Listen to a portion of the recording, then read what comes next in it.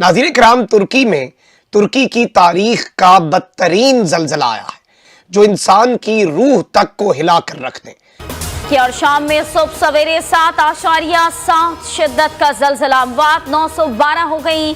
सदर रजब उर्दवान ने कहा 5000 से ज्यादा अफराद जख्मी हुए, 2800 से ज्यादा इमारतें मुनहदम। 10 घंटे बाद एक और जलजला तुर्किया में। अब 10 घंटे बाद एक और 7.6 शिद्दत का जलजला आया है और जानी नुकसान भी बढ़ता ही जा रहा है। एक्सक्लूसिवली इंडिया से ज्यादा अफगानिस्तान और पाकिस्तान के हवाले से भी ये जो अलार्मिंग डेवलपमेंट है और पाकिस्तान का कौन कौन सा इलाका खतरे में है।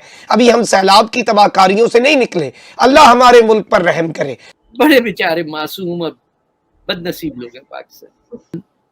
हमारी हरकतें ऐसी होती हैं कि हमें हर चीज के अंदर यहूदी साजिश नजर आती है।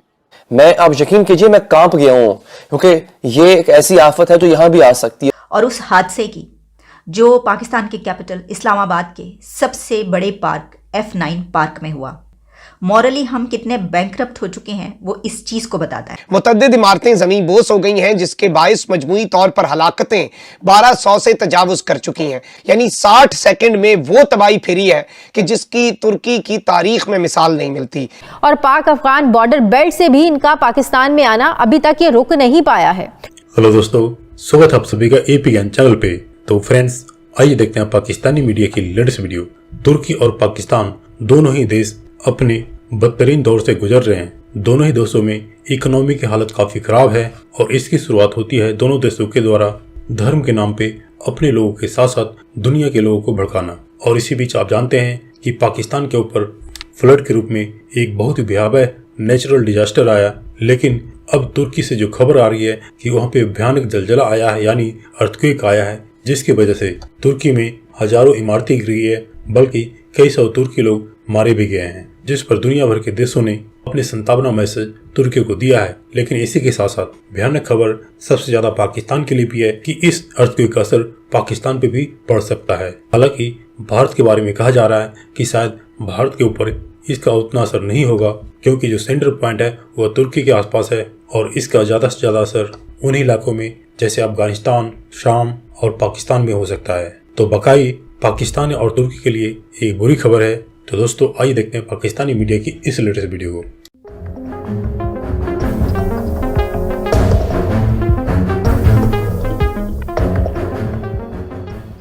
नाज़रीन इकराम, तुर्की की तारीख का बदतरीन जलजला आया है जो इंसान की रूह तक को हिला कर रख दे। हलाकतों की तादाद तो इस कदर ज्यादा है कि तुर्की में हंगामी बुनियादों पर पूरे मुल्क में इमरजेंसी नाफिज कर दी गई है।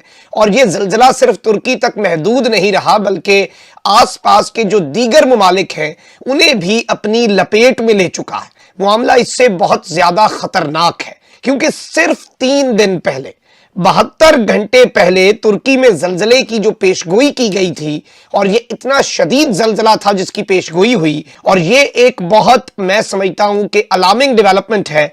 और पाकिस्तान का कौन कौन सा इलाका खतरे में है। अभी हम सैलाब की तबाहकारियों से नहीं निकले, अल्लाह हमारे मुल्क पर रहम करे।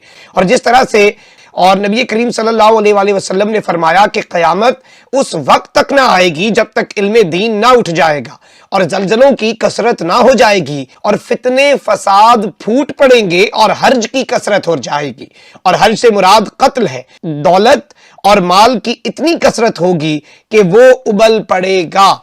यानी ऑब्वियसली क़यामत की बहुत सी निशानियां जो हुजूर ने बयान फरमाई, उनमें से बहुत सी पूरी भी हो चुकी हैं और मामलात बिल्कुल उसी तर्ज पर जा रहे हैं जिस तरफ को क़यामत जो है। और इसमें जाहिर बात है जो तुर्की में जलजला आया है, मुतअद्दिद इमारतें ज़मीन बोस हो गई हैं जिसके बायस मजमूई तौर पर हलाकतें 1200 से तजावुज कर चुकी हैं। तुर्क मीडिया के मुताबिक जलजले के शदीद तरीन झटके 1 मिनट तक महसूस किए गए। यानी 60 सेकंड में वो तबाही फिरी है कि जिसकी तुर्की की तारीख में मिसाल नहीं मिलती।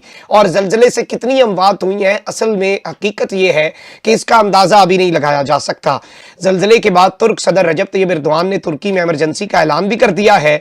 शाम में भी तबाही हुई है, इमारतें गिरने से 336 से ज्यादा अफराद हलाक और 600 से ज्यादा जख्मी हुए हैं। दुख और रंज का जो इजहार है वो पूरी पाकिस्तानी कौमी और तुर्की के हमारे भाई हमेशा हमारी मदद करते हैं, बढ़ चढ़ कर मदद करते हैं, और उन पर जब अब ये मुश्किल वक्त आया है तो जाहिर बात है कि इसमें अब हमारी भी बहुत सी जिम्मेदारियां हैं।